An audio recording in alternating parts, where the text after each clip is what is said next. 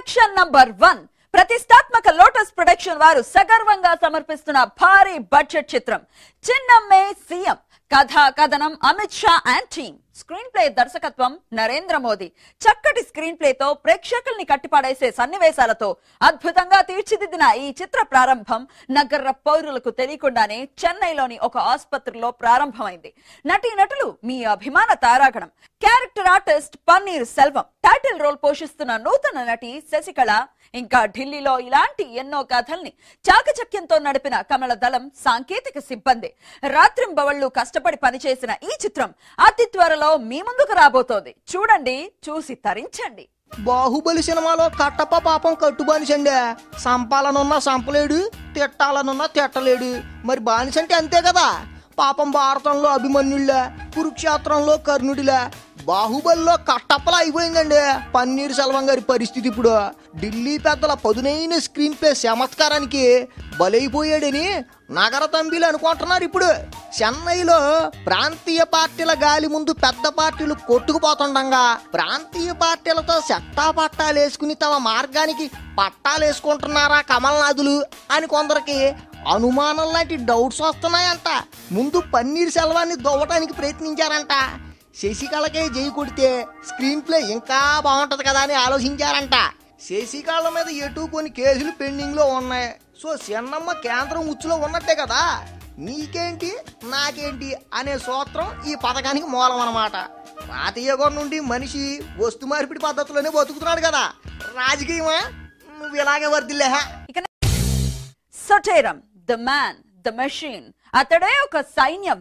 మరి సోది సొటేరం ఏం చేస్తున్నాడు, ఎక్కడున్నాడు? సొట్టు, బుద్ధి తక్కువైపోయింది. ఏంటి సొట్టు ఏదో అంటున్నావు? బుద్ధి గడ్డి తింది. ఎవరిది, నీదా? ఇంకెవరిదో అయితే నేను ఎందుకు ఫీల్ అవుతాను?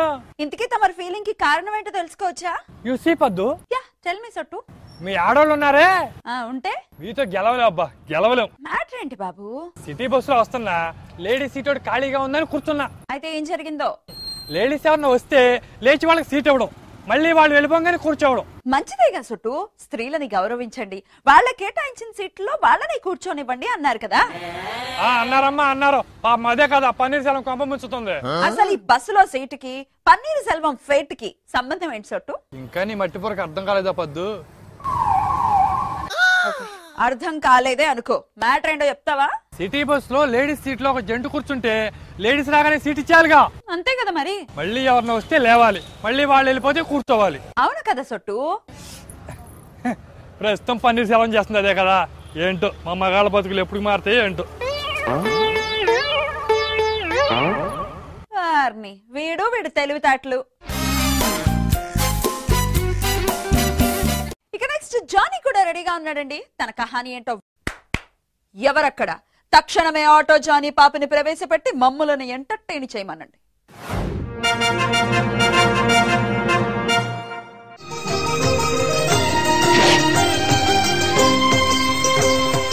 పుణ్యభూమి నా దేశం నమో నమామి, ధన్యభూమి నా దేశం సదా స్మరామి. నన్ను కన్న నా దేశం నమో నమామి, అన్నపూర్ణ నా దేశం సదా స్మరామి. ఏంటి మా జానీకి సడన్ గా దేశభక్తి వచ్చేసింది? Hi Johnny. ఏమంటివి? నేనేమన్నాను? హాయ్ జానీ అన్నాను. ఏమంటివి? ఆటో జానికి కామెడీ చేయుడు రాదు అంటివా? చేసిన పో, చేసిన నవ్వు రాదు అంటివా? ఎంత మాట. ఎంతకంటే డైలాగ్ ఎప్పుడు కొంచెం కష్టమే. ఏంటి జానీ పుణ్యభూమి అంటున్నావు, ఏమంటివి అని అంటున్నావు? అసలు ఏమైంది జానీ నీకు? ఏం గాలే, ఇంటి ఓడు గుర్తొచ్చిండు. ఇంత సడన్ గా నీకు అన్నగారు ఎందుకు గుర్తొచ్చారు? మరి అన్నగారితో నా అనుబంధం అసువంటిది. మరి అన్నగారితో నీకు అనుబంధమా? హౌ అంటున్నా? మీరవ్వన్నా బవ్వన్నా ఇవాళ అన్నగారితో నా అనుబంధం చెప్పేది అర్థా? ఒరే పిచ్చి ముత్యం, నేను చెప్పమనే అంటున్నాను రా. అరే అన్నగారు పౌరాణికం చేస్తే పాలాభిషేకం చేసిన, గదే జానపదం చేస్తే జై జైలు కొట్టిన. అంతెందుకు, ఒలమ్మి తిక్కరెగిందా, ఒళ్ళంతా తిమ్మిరెక్కిందా, ఒలమ్మి తిక్కరేగిందా ఒళ్ళంతా తిమ్మిరెక్కిందా తిక్కరేగి తిమ్మిరెక్కి పైట గాలి పైరి తీసి పందిరేసి సింధులేసిందా. దాన్ని అనుబంధం అనరు బాబు, అభిమానం అంటారు. మేము దాన్ని అనుబంధం అనే అంటాం. సరే, ఇప్పుడు నన్ను ఏం చేయమంటావు? ఏం చెయ్యాలని నన్ను అడుగుతావేంటి బ్రదర్? బ్రదరా? బ్రదర్ ఏంట్రా? ఓ మీరు ఆడ లేడీస్ కదా, ఫీలవు కుర్రి నీ నాన్నగారి జాసలో పడిపోయి బ్రదర్ అనేసిన. అన్నగారి పేరు చెప్పావు కాబట్టి బతికిపోయావు, లేకపోతేనా? ఏం చేస్తారు బ్రదర్, మా ఆత్మగౌరవాన్ని దెబ్బ తీయకండి బ్రదర్. మళ్ళీ బ్రదరా? ఈసారి నేను సిస్టర్ అనేస్తాను. సర్లే కాని అసలు ఈ డేని ఎన్టీఆర్ డేగా ఎందుకు మార్చావో చెప్తావా? అంతా మా నరసింహో బాలయ్య బాబు గారు చేశారు. ఆయన ఏం చేశారు? ఎన్టీఆర్ జీవిత చరిత్రని సినిమాగా తీస్తానని బాలయ్య బాబు గారు కోవా లాంటి తీపిగా ఊరి చెప్పినారు. అవునా? అరే అవ్వా అని గట్లా ఆశ్చర్యపోతారేంది, స్వయంగా బాలయ్య బాబే చెప్పిండు. అసలే ఎంటి ఓడంటే మనకి ఎంత అభిమానం. గజు వంటిది ఎంటి ఓడి క్యారెక్టర్ లో బాలయ్య బాబు అంటే అబాబాబాబాబాబా, ఇక చూడ్డానికి రెండు కళ్ళు సరిపోవి. ఎన్టీఆర్ జీవిత చరిత్రని సినిమాగా అండ్ ఎన్టీఆర్ క్యారెక్టర్ లో బాలయ్య బాబు, మామూలు న్యూస్ కాదుగా ఇది. అన్నట్టు దీనికి డైరెక్టర్ ఎవరో? అరే డైరెక్టర్ అవడో తెలవాది, కానీ బాలయ్య బాబు నాకు గినా ఛాన్స్ ఇస్తేనా ఏం చేస్తా? అరే ఏం చేస్తామని అడుగుతారేంది, ఇక చూడుర్రి గా స్టోరీ మీద డీప్ రీసెర్చ్ చేసి గా స్టోరీని 3 పార్టులు చేసి బాహుబలి తలదండేలా చేస్తాం. అలా ఆశకు కూడా అద్దుండాలి జానీ. నక్కెప్పుడు అడవికి రాజు కాలేదు, నువ్వు కూడా డైరెక్టర్ కాలేవులే. నన్ను అంత మాట అంటారా బ్రదర్? ఈ రోజు నుంచి ఎన్టీఆర్ జీవిత చరిత్ర మీద రీసెర్చ్ చేస్తా, ఓ స్టోరీ నేనే రాస్తా, బాలయ్య బాబుకి అడిగి పోతా. అరే నేను బలైపోయినా పర్లే, బాహుబలి కంటే మంచి సినిమా తీయాలి.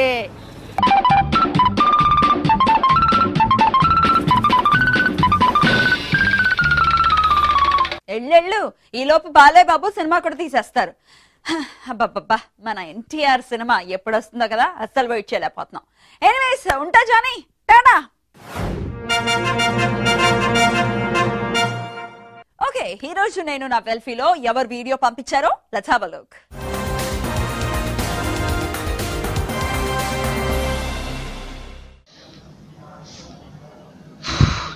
ఈ వీడియో చూస్తున్న ప్రతి ఒక్కరికి నమస్కారం. ఇప్పుడు నేను చెప్పేది ఏంటంటే 1947 బిఫోర్ 1947 కంటే ముందు బ్రిటిష్ వాళ్ళ దగ్గర మనం అంటే మన ఇండియా ఎలా ఉందో తెలియదు. అప్పుడు ఎలా వాళ్ళ కింద ఎలా బతికామో నాకు తెలియదు అంతగా. ఇది చిన్నప్పుడు స్కూల్లో చదువుకున్నాం అంతే. వాళ్ళు ఎన్ని చిత్రహింసలు పెట్టారో, ఎంత ఇబ్బంది పెట్టారో మనం చూడలేదు. నేను వీడియో ఎందుకు చెప్తున్నా అంటే ఇప్పుడు సమాజంలో ఇప్పుడు జరుగుతున్న పరిస్థితిని బట్టి ఈ వీడియో మీకు తెలియజేయాల్సి వస్తుంది. బ్రిటిష్ వాళ్ళతో పోరాడి యుద్ధం చేసి మనకు స్వతంత్రం తెచ్చిన చాలామంది వీరులు ఉన్నారు. వాళ్ళు పోరాడి మన కోసం తరతరాలు హ్యాపీగా ఉండాలని వాళ్ళ ప్రాణాలు సైతం లెక్క చేయకుండా ప్రాణాలు అర్పించమని మన స్వతంత్రం ఇచ్చి వెళ్ళారు. కానీ మనం ఇప్పుడు ఏం చేస్తున్నాం?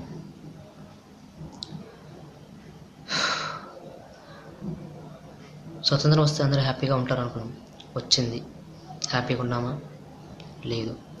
దానికి కారణం రాజకీయ నాయకులు.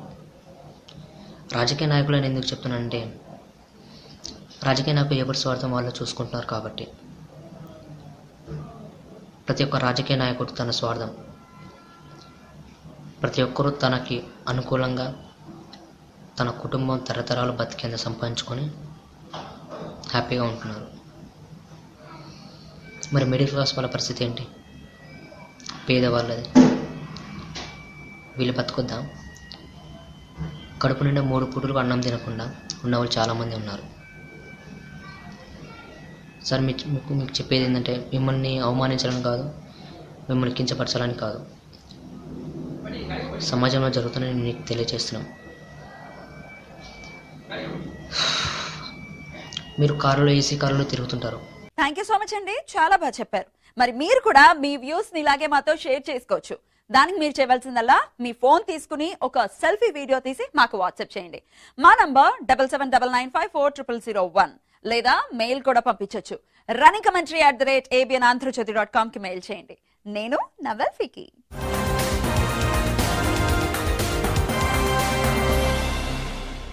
All right, running commands once again.